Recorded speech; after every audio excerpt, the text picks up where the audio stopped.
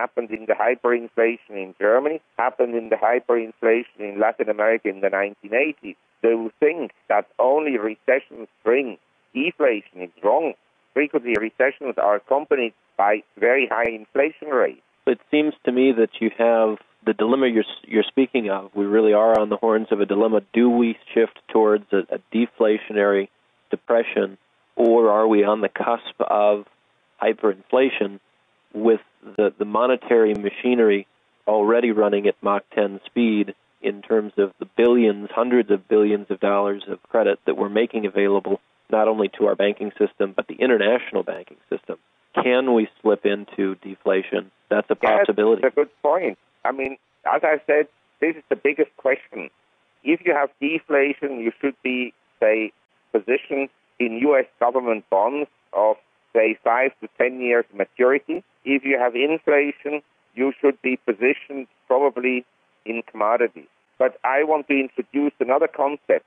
You can have in an economic system inflation in some sectors of the economy and deflation in other sectors of the economy. In the 70s, we had high consumer price inflation. The bond prices totally collapsed, and stocks, as I mentioned, were in 1982 no higher than they were in 1964. In other words, in real terms, stocks totally collapsed, in fact, by 70% from 1966 to 1982. Now, what could happen in the world is that from here onwards, the bailout moves and the money printing, not just by the U.S. I just like to also indicate that Ireland has basically now guaranteed all its banks, which have liabilities that are 4 times GDP. I wonder how they would ever be able to pay. Basically, that's what they've done. Worldwide, governments don't know anything else but printing money because the debt load globally is too high to be managed. Governments must print money, otherwise the system collapses. And this could lead to, say, consumer price inflation, with interest rates going up, and with asset prices going down because of higher interest rates. That is a possibility. You can have in a system inflation and deflation at the same time. What you can also get is first a bout of deflation, and then Mr. Bernanke with his helicopters will print money like there is no tomorrow, because he has misguided and abstrused economic theories, and then you get high inflation later on. So I think the end result will be a total loss of purchasing power of paper money. And one thing I'm convinced, the US dollar in the long run will become totally worthless. You've described penniless billionaires and perhaps us entering into the age of penniless billionaires.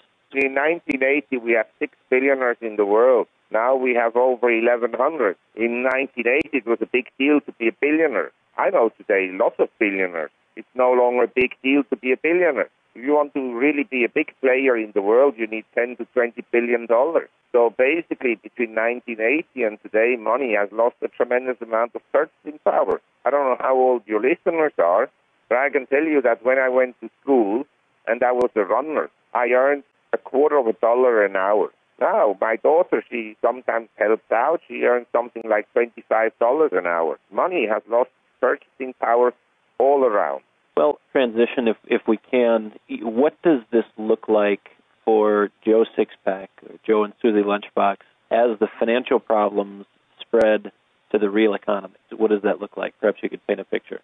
Actually, I tell you, I've been through the Asian financial crisis, and I've been through the Japanese financial crisis. And what has happened in the last 25 years is that wealth shifted to the super rich.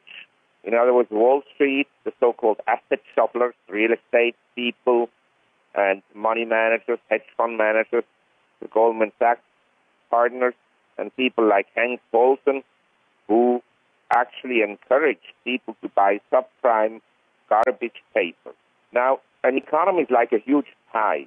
At times, the pie is distributed more to the government, at times more to the soldiers or to essentially the army, at times more to the workers, like in the 60s and 70s when real wages went up very strongly, and at times more to an elite, to a narrow group of people. In the last 25 years, the wealth inequality in the world has grown very dramatically.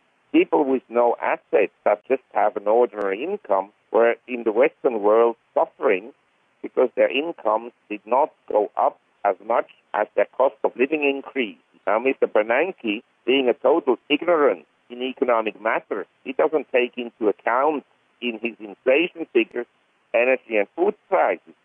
But for many people, food and energy is a high component of their living expenses, also healthcare expenditures, education, and so forth and so on. I would argue in the Western world, not just in the U.S., in the last 25 years, the living standard of an ordinary person, or what we would call the average person, or the median household, hasn't improved at all.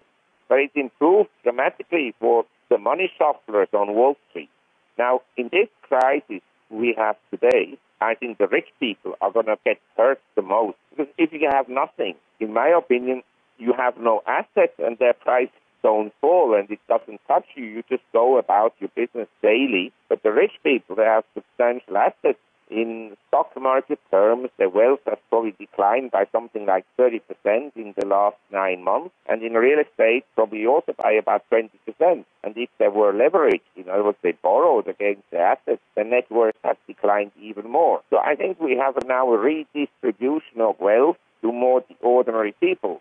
If it doesn't occur now, and the government prints money and bails out Wall Street, and if they are successful, the next station is civil war. People will say, I had enough of this government, I had enough of this elite.